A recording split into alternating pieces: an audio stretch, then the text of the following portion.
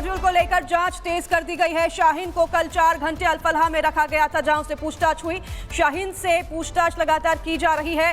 तो वहीं आपको बता दें कि फरीदाबाद मॉड्यूल को लेकर जांच तेज कर दी गई है, पूछताछ भी लगातार जारी है। तो वहीं वीसी भूपिंदर से भी आमना सामना कराया गया है डॉक्टर शाहीन का। शाहीन के निकाह की भी जांच की जा रही है। शाहीन ने पूछताछ में कई लोगों की पहचान भी की है। बड़ी खबर बता रहे हैं, अल-फलाह यूनिवर्सिटी के मॉड्यूल के जांच पड़ताल जारी है। फरीदाबाद मॉड्यूल की जांच पड़ताल जारी है। यहीं पर साजिश रची गई थी दिल्ली को दहलाने की। डॉक्टर शाहीन से पूछताछ की जा रही है और शाहीन के निकाह की जांच भी की जा रही है।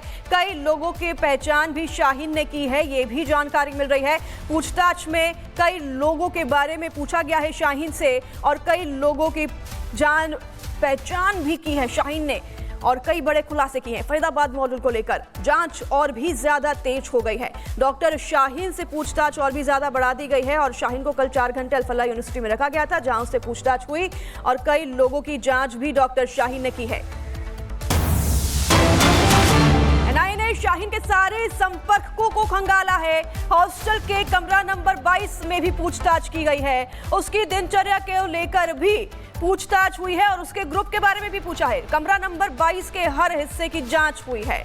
शाहीन के केबिन और क्लासरूम में भी टीम जांच पड़ताल कर रही है। तो अल-फलाह यूनिवर्सिटी कल शाहीन यहां पर पहुंची, 4 घंटे उसे एनआईए की टीम लेकर यहां पर मौजूद रही और यहां पर पूछताछ की गई। हॉस्टल के कमरा नंबर 22 को भी खंगाला गया है।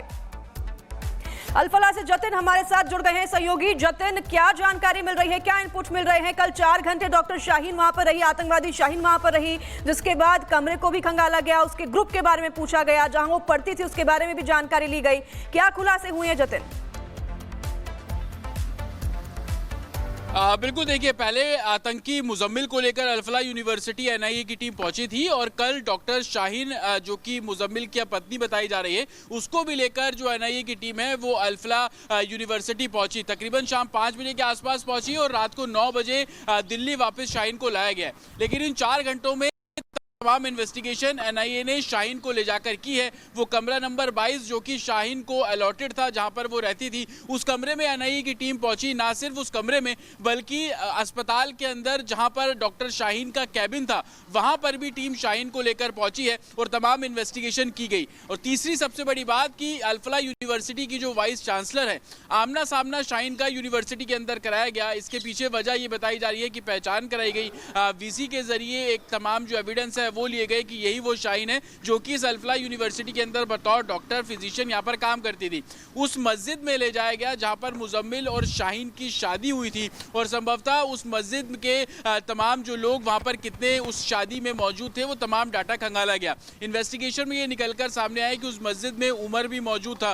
उमर जो कि इस पूरे मामले में वो फिदाइन था जिसने लाल किले के बाहर धमाका किया और तकरीबन 15 लोगों की इसमें जान गई। उन 12 लोग की लिस्ट में उमर का नाम भी उस एनआईए को मिला है और यही कारण है कि हर पहलू पर इन्वेस्टिगेशन शाहीन से जुड़ी अब एनआईए करती हुई नजर आ रही है। चाहे वो कमरे में जाना हो या उसके कैबिन में जाना हो, कोशिश एनआईए की ये थी कि किन किन लोगों के संपर्क में ये थी, रूटीन में किन किन लोगों से बात किया करती थी। ये तमाम ऐसे सवाल थे जिनके जवाबों को ढूंढने की कोशिश एनआईए ने की और यही कारण है कि जब हॉस्टल के कमरा नंबर 22 में पहुंची तो वहां पर आसपास किसका रूम था, कौन इसके रूम में आता था, सीसीटीवी एक्सेस जो एनआईए ने किया वो सीसीटीवी खंगाले गए, कौन कौन लोग आते थे, बाकायदा एक लिस्ट तैयार की गई। उसके कैबिन में गए तो उसकी डायरी को खंगाला गया कि कितने लोगों के विजिटर्स जो शाहीन के कमरे में आते थे, मुजम्मिल कब आता था, उमर कब आता था, किन लोगों से बात करते थे, उस इंटरकॉम पर किससे बात किया करती थी। ये तमाम जो चीजें हैं उसको वेरीफाई किया गया और तकरीबन 4 घंटे का समय कल फरीदाबाद में एनआईए को लगा है। हालांकि मुजम्मिल हो, शाहीन हो, आदिल हो या इरफान, ये चारों अभी एनआईए की कस्टडी में है। इनकी कस्टडी 2 दिन में खत्म होगी तो संभवतः कोर्ट में जब पेश किया जाएगा तो अभी तक की इन्वेस्टिगेशन के बारे में कोर्ट को भी अवगत कराया जाएगा। लेकिन शाहीन मुजम्मिल की पत्नी जिस मस्जिद में शामिल की वहां पर भी फरीदाबाद में लेकर पहुंची। उमर उस शादी में मौजूद था। ये दस्तावेज एनआईए को मिले हैं और इन्हीं दस्तावेजों के आधार पर अब शाहीन और मुजम्मिल, आदिल, इन सबसे पूछताछ की जा रही है। जी जतिन, अल-फलाह यूनिवर्सिटी जहां से कि ये सभी आतंकवादी निकले, यहाँ पर टेस्ट भी इन्होंने की, एक ट्रायल रन भी किया बोल सकते हैं क्योंकि केमिकल्स भी कई गायब मिले। तो क्या ये पॉसिबल है, क्या ये मुमकिन है कि कई और भी लोग शामिल हो सकते हैं? आपके पास लौटूंगी जतिन। बड़ी खबर आ रही है, दर्शकों को बता दें, शाहीन यूनिवर्सिटी में कई संदिग्ध के संपर्क में थी। शाहीन के स्टाफ सदस्यों, छात्रों, अन्यों से पूछताछ की जा रही है जिनके साथ संपर्क था। सभी लोगों की सूची तैयार कर ली गई है और अल फलाह के वाइस चांसलर के सामने भी टीम पहुंची थी शाहीन को लेकर। तो बड़ी खबर बता रहे हैं, अल फलाह यूनिवर्सिटी के कई अन्य स्टाफ से शाहीन संपर्क में थी। ये बड़ी खबर है जतिन के शाहीन कॉलेज के, यूनिवर्सिटी के कई स्टाफ से छात्रों के साथ भी संपर्क में थी। तो यही मैं सवाल भी आपसे पूछ रही थी कि इसकी कितनी ज्यादा पॉसिबिलिटीज हो सकती है कि यूनिवर्सिटी के और भी लोग इस केस से मिले जुले हो सकते हैं। बिल्कुल, देखिए ये पॉसिबिलिटीज है और ये पॉसिबिलिटीज शुरुआत से है। आपको याद होगा कि हमने ही वो खबर सबसे पहले दिखाई थी कि कैसे यूनिवर्सिटी के 15 से ज्यादा जो लोग हैं, उसमें डॉक्टर शामिल हैं, उसमें स्टाफ के लोग शामिल हैं, जिनको एजेंसीज ट्रैक नहीं कर पा रही है। ये वो लोग हैं जो कि आतंकी मुजम्मिल के डायरेक्ट कॉन्टैक्ट में थे, ये वो लोग हैं जो कि शाहीन के डायरेक्ट कॉन्टैक्ट में थे और उनको ट्रैक करने का, ट्रेस करने का जो काम है वो सिक्योरिटी फोर्सेज द्वारा किया गया। यही कारण है कि पहले शाहीन से एनआईए हेडक्वार्टर के अंदर पूछताछ की गई। जो फैक्ट्स उसने बताए, जो बातें बताई, उसी को वेरीफाई और काउंटर करने के लिए शाहीन को उसी अल फलाह यूनिवर्सिटी ले जाया गया।